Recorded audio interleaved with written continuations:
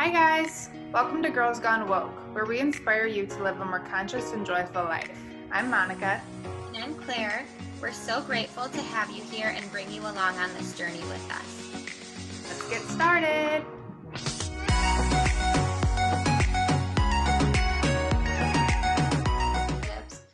And just being 27 and not being where I thought I would be. Same. Because once again, I was on Instagram and just like comparing, which we always talk about, don't do that. And I just had this like moment where I'm like, I don't know what any of those people are doing in their own like private lives, but I literally have my bestie. We talk every Sunday and like we get deep and talk about things that actually matter. And I just felt so lucky.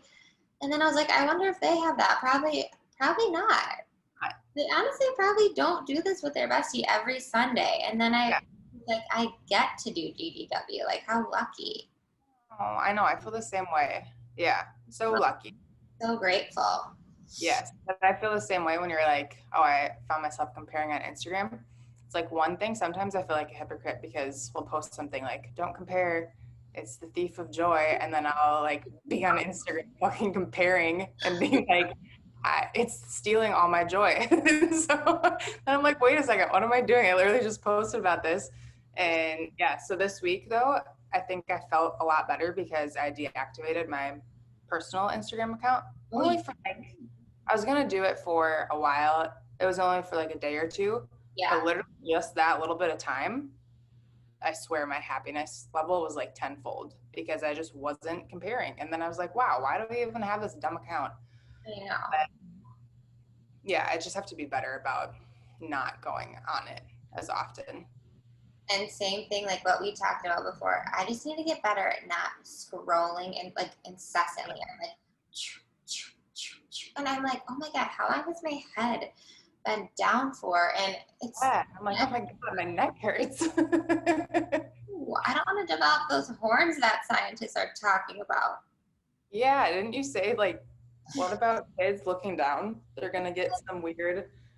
Yeah, some weird like I don't know if they're like horns, but they're like knobs that people are developing, I guess. That's bizarre. I mean, I don't know how legit this site was. I do think it was somebody could have just put that on BuzzFeed and I would have been like, yep, people are getting horns. But I don't know if that's accurate or not, but I have to do research on that. Yeah. But seriously, I got to get better at that too because I can get so consumed. So I downloaded a few games instead. So like when I go on my phone, I don't just go on social media. Do you play Sudoku? I've played it before, but no, I don't actively. I'm not an active Sudoku player. Okay, I'm an addict now, and I'm turning into a Sudoku nerd. I time myself, and every time before I crawl in bed, I have to beat my score. Best thing ever because it makes your eyes so freaking tired because you're like spinning from all the numbers. You're like, holy shit, this is gonna drive me nuts. Yeah. I get tired and I crash and I don't even like think to like look at anything on social media. And that's really good for your brain. Have you played Words with Friends? Oh, wasn't that a thing like 10 years ago? Yes, I am so late to the party. Fair. I literally think I played that in like high school. You're playing that now? I know the same thing. What? Who are your friends on there? Tony.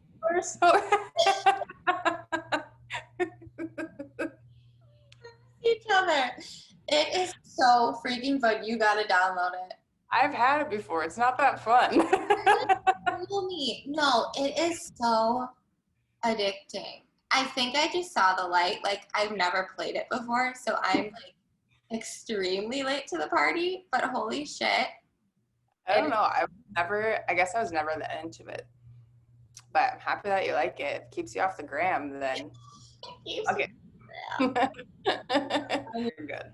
It sucked me in so fast. I was like a fly to a light. Like I'm addicted.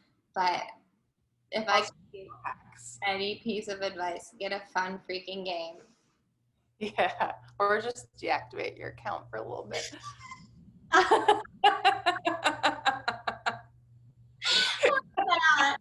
I'm losing my marbles. See, that's Are the we top. ready to start?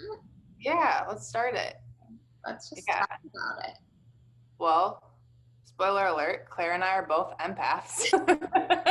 Probably why we're doing this girls gone woke thing. Because we're feelers. And we literally put our own selves in other people's bodies, basically. Seriously. No, sometimes I'm like, I wish I was not an empath. It was one of those things I thought that everybody was an empath. Like I thought everybody could feel, well, first maybe we should just give a little definition of what Yeah. an empath is. What is it to you, Money?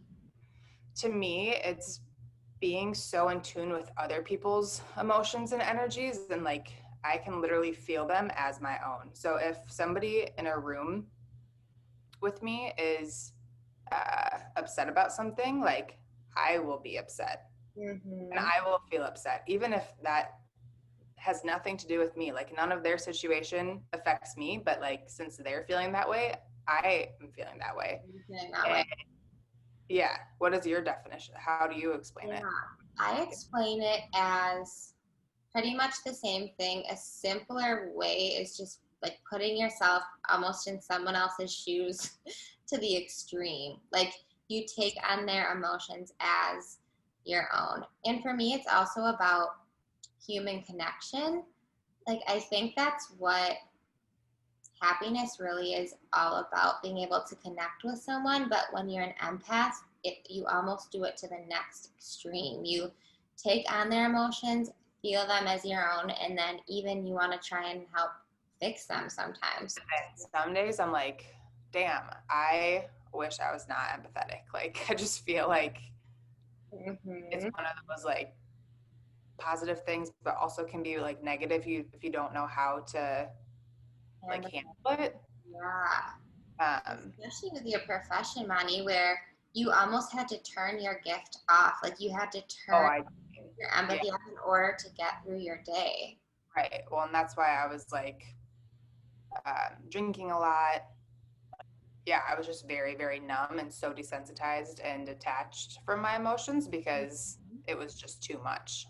And Yeah. so I completely like separated both. That was a very not healthy place for an empath to be.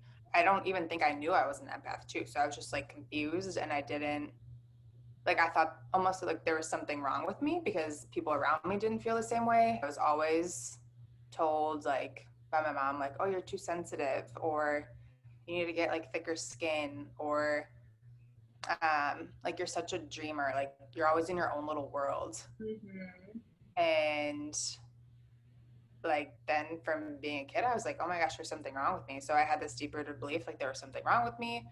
I felt too much, so then I just never really like tuned into my gifts, and um, yeah, I just tried to like numb out my emotions, my feelings, but it actually is a gift. Right. And that would be the hardest thing in the world because that's who you truly are. Like Yeah, you are empathetic. Like that's who you are as a person and a human. And to have to turn that off, like no wonder you kind of looked elsewhere to like fill that void of like, what is wrong? Like what's hey, missing? And it's trying just to numb it out. who you were, who you are. Yeah, I yeah. feel the same way because when I was little too, growing up with I just had a ton of cousins that were best friends, but it was funny. I always wanted to sit and listen in with the adults. And my mom would always tell me, she'd be like, Claire, you're a really good listener. You're a really good observer.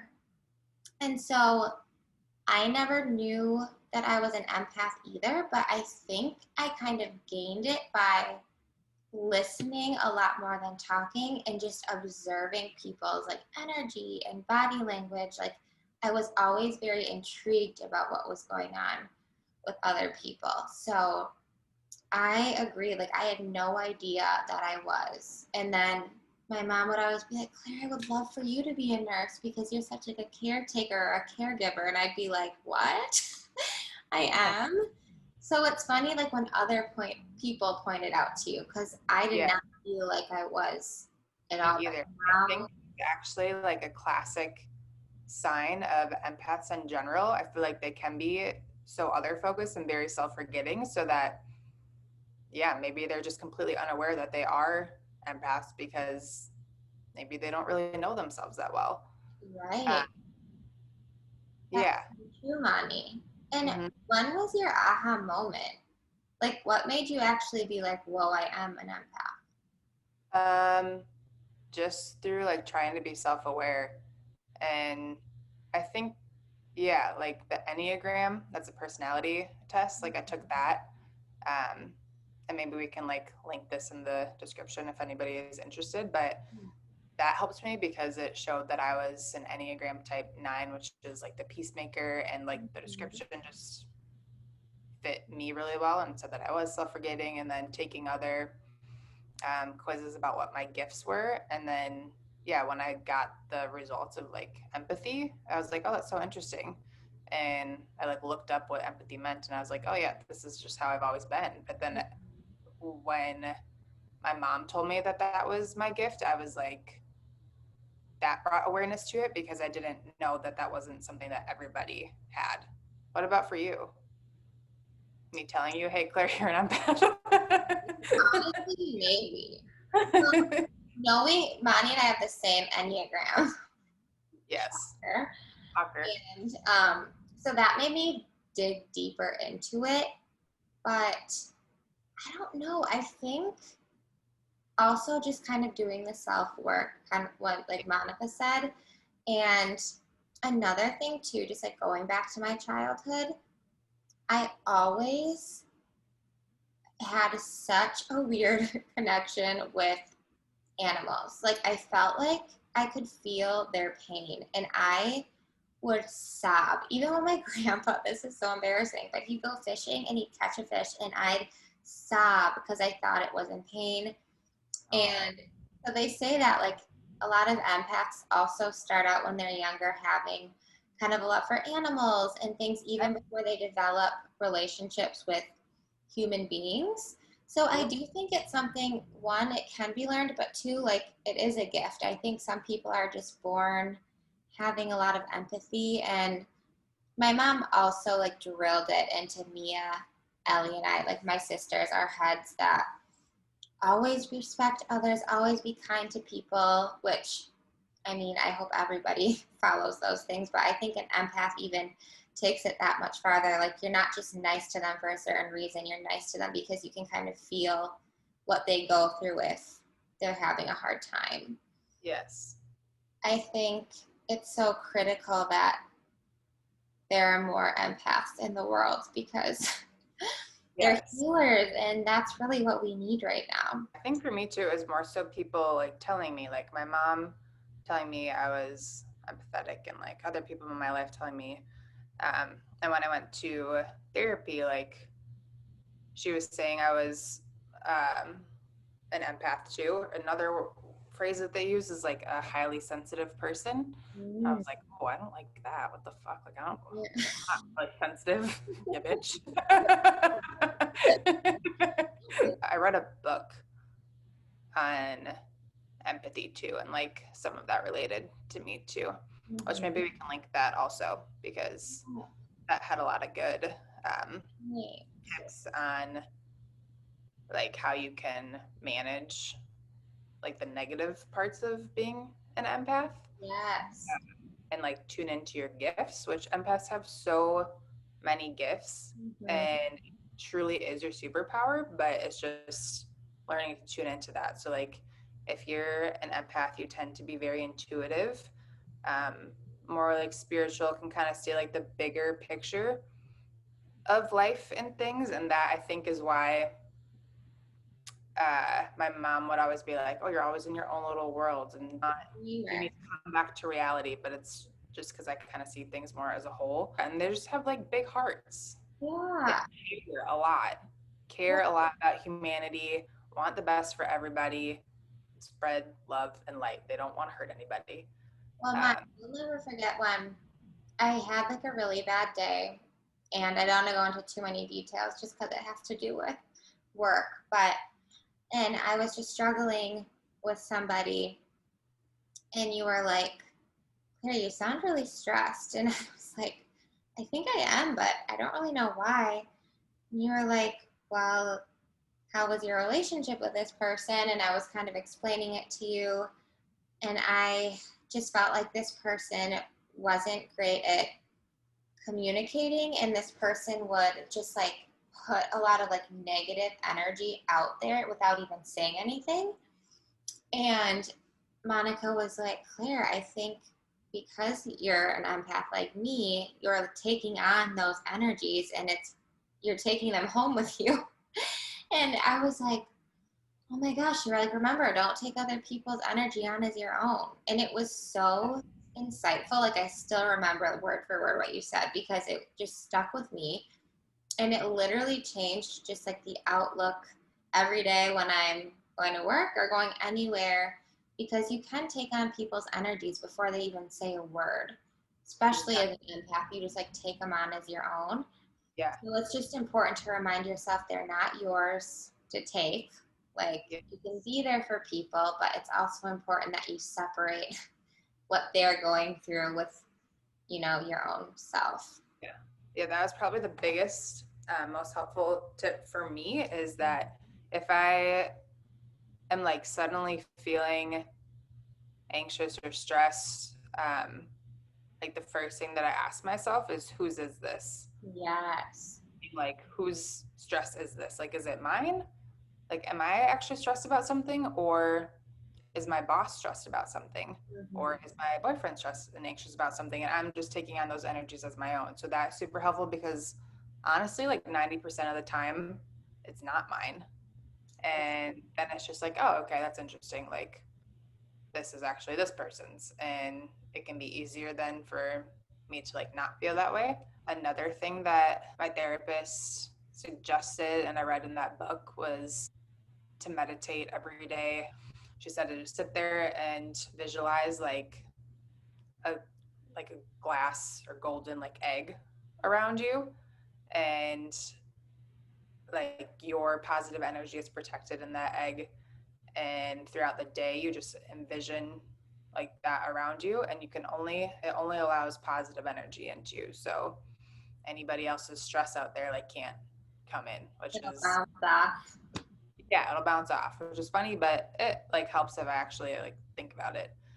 Wow. I actually like that because that's a good concrete tip. I never would have even thought to do that. um, Take care of yourself and like value yourself enough to give yourself alone time. Like a lot of times you do need alone time to just recharge and figure out what you actually want, because it's so easy to like just go with the flow of like somebody else's life, and we can so easily mold into other people that you can lose yourself more easily in other people, I feel like. Especially being an Enneagram type 9 where we don't love confrontation. Yes. Yeah. Like So a perfect storm for for being fucked up. I'm just kidding.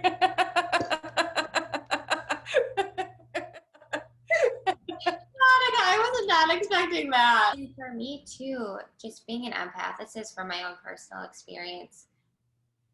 It also, like Monica said, it can be like a blessing but also a curse, because we are so empathetic and compassionate to others. It maybe allows us to let that negative energy in maybe more than we would like. So for me, I've talked about, well, we had 3 parts of relationship. So go listen to those first. But it made me, being such an empath, kind of want to help heal somebody else who had that negative energy. So I was almost drawn to them, if that makes sense. Like, I wanted those people in my life because I wanted to help them. Mm-hmm. But in turn, it was a little bit, it was good because I hope I helped them, but it was also bad because I also kind of left myself in the dust. Right. And So that's your job. But I was the same way. Like, wow, I see so much potential in this person. Like, if you would only do this, like your life would be so much better. And then you try to like fix them, and it's just like draining and exhausting, and you can't help people that don't want to help themselves. So it's just like No. a burnout cycle. I guess if we could wrap it up, Yep. tips that I've learned from being an empath and how I can uh, kind of protect my energy, I guess, is to like meditate if you can. But even for me, it's like if I don't do that glass bubble meditation, just grounding yourself every day. So whether that's through like prayer, nature, going on walks, your alone time, journaling, like all of that really helps. Yeah. Um, Taking time to like get still, and that you have that alone time so that you know what you really want and not without like letting other people's energies or opinions influence you or like drowning out your own needs. And just bouncing off of that too, it's helped me so much now that I am also dating somebody who's an empath, because Tony is very empathetic. He's just so compassionate and he can just like read people so well. And now that I have that, I feel like I have my little safe bubble where I don't necessarily feel like I'm constantly having people chip away at me, but it's also easy to forget that you can gain negative energy anywhere, work, even just if you have a bad encounter with somebody. In traffic, Oh, anywhere. Someone honks at me and I'm like, I know. So just having those little things at the end of the day that you can do to decompress, like we yeah, always joke about this, but for me, it's like a steaming hot shower. I wash off my day, wash wash that. wash off that negative energy because you can take it on and let it go. Like write it down if it's bugging you and literally just like let it go. Otherwise, it's gonna fester. Just know that there's nothing wrong with you too. Because a No. lot of times, like, if you feel too much, like, oh my gosh, why I'm the only one that is like so sensitive to this or whatever, but know that there's nothing wrong with you. It's actually your gift. So just work with it and try to improve like the positive sides of it. Your gift or the thing that makes you different is actually what makes you the most powerful. So Mm-hmm. embrace it because, like we talked about earlier, the world really needs sensitive people in the world. And it's not, Yeah.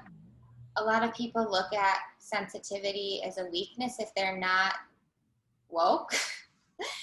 But when you realize that being sensitive is actually like such a beautiful and powerful thing, use it to your advantage and just be yourself. If you know any empaths or people that you think would benefit from this, share it. And if you guys have any topic ideas of what you want us to talk about, let us know in the comments. Mm-hmm. Like before, we talk about anything. Um, yeah, we hope you have an amazing week and give us some feedback. Yes, give us some feedback, give us comments, and don't forget to like and subscribe if you want to hang with us on Sundays. We will see you guys next Sunday.